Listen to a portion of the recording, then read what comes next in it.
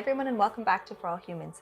From a Western understanding, it seems Islam has always been shrouded in mystery. There is so much misinformation and way too much attention is given to the controversial topics surrounding its religion. But does this mysterious faith really preach viciousness and hate? And does it promote the worship of Satan, as some people think? Is it as evil as we are led to believe?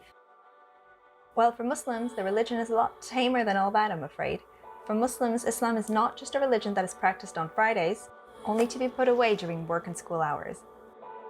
It does not only concern itself with moral ethics and the way to perform worship, but also includes manners and behaviors, social relationships and interactions, romance and children, even business transactions and politics.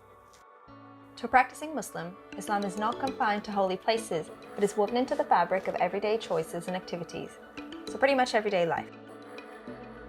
When Prophet Muhammad was introducing Islam to his people, only one concept was addressed for 13 of the 23 years of his prophet.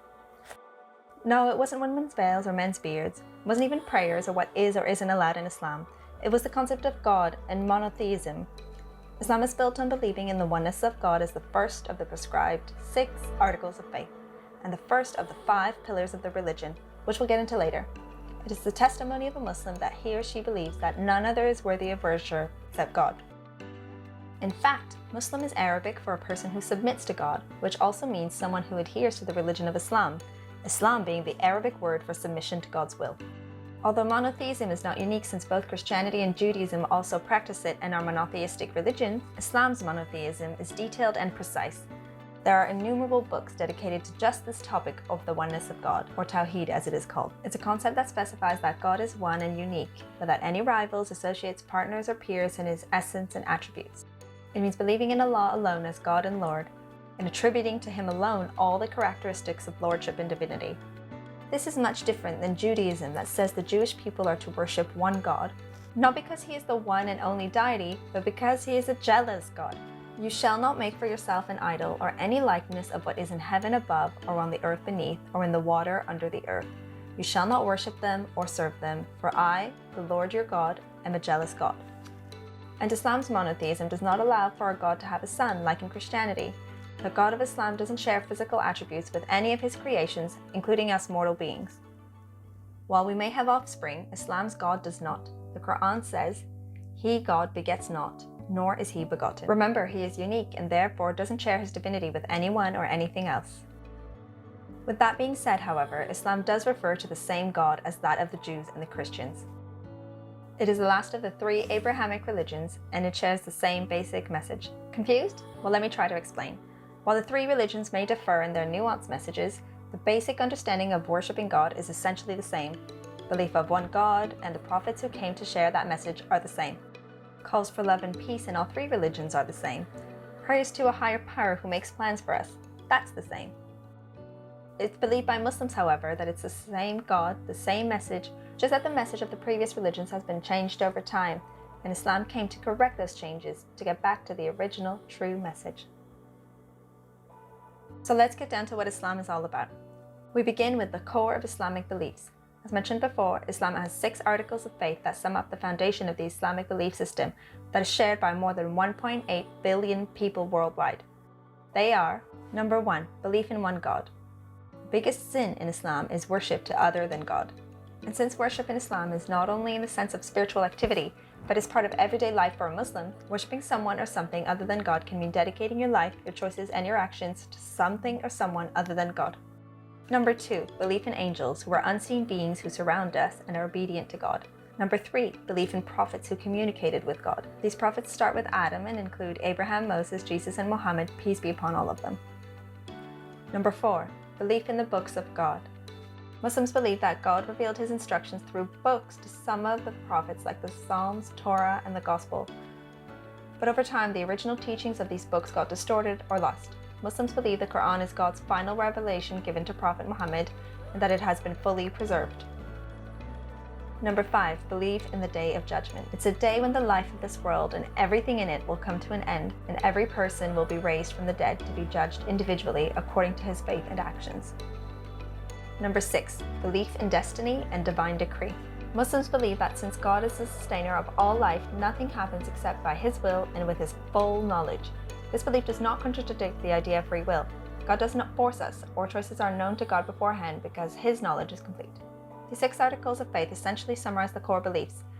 There are also 5 core formal religious rituals of worship, commonly known as the pillars of Islam. Number 1, the Shahada, or declaration of faith that there is only one God and that Muhammad is his messenger. This declaration is not a mere statement just to be uttered, but it must be shown in one's actions as well. Number 2, the 5 daily prayers.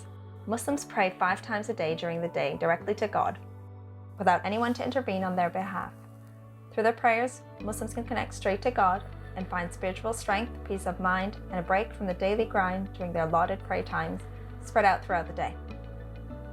Number 3, paying zakat, a type of charity reserved for the poor and needy. Forget taxes, this type of charity is how Muslims take care of the people who are really in need, and it's the responsibility of every Muslim to pay yearly. Number 4, fasting for the month of Ramadan. For 1 month every year, Muslims are commanded to fast from pre-dawn to dusk to practice self-control, to focus on prayers and devotion, and to sympathize with those who have little or nothing to eat and who are in need. Number 5, forming Hajj, the pilgrimage to Mecca. Every able Muslim is required to perform this spiritual journey at least once in their lifetime. It is the great equalizer where everyone wears the same things, is treated in the same manner, and has to go through the same experiences. Islam also relies heavily on the teachings of the Prophet Muhammad through his sayings and his actions. Some of his core philosophies include: the actions of believers are judged by the intentions behind them. A good Muslim leaves what doesn't concern him and only looks for the best in others. A person can't be a true believer unless he loves for his brother or sister in humanity what he loves for himself. This is known as the golden rule and is found in other religions as well. One shouldn't harm himself or others. Everyone should be treated equally.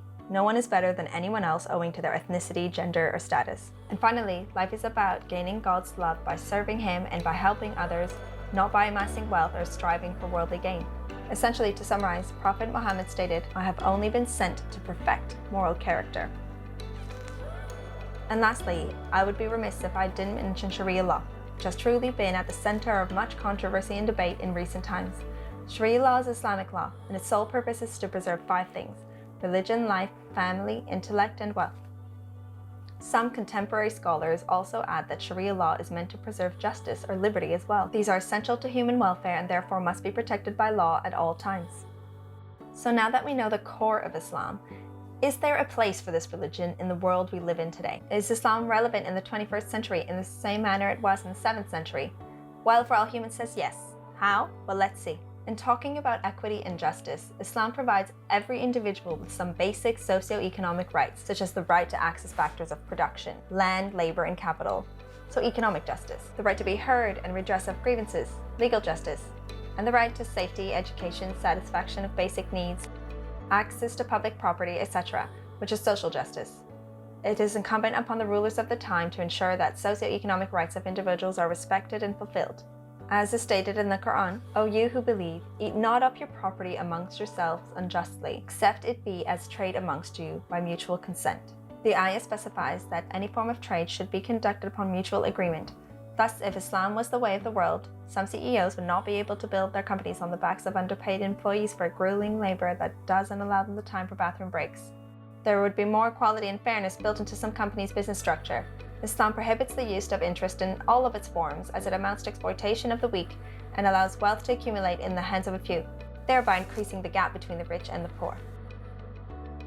These are just 2 examples of how Islam is still relevant in today's world, but there are more ways Islam is still applicable to us.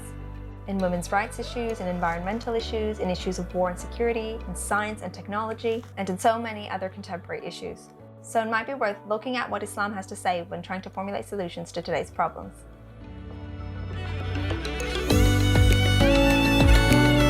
If you liked what you saw, please remember to like, comment, share, and let us know what you think in the comment section below.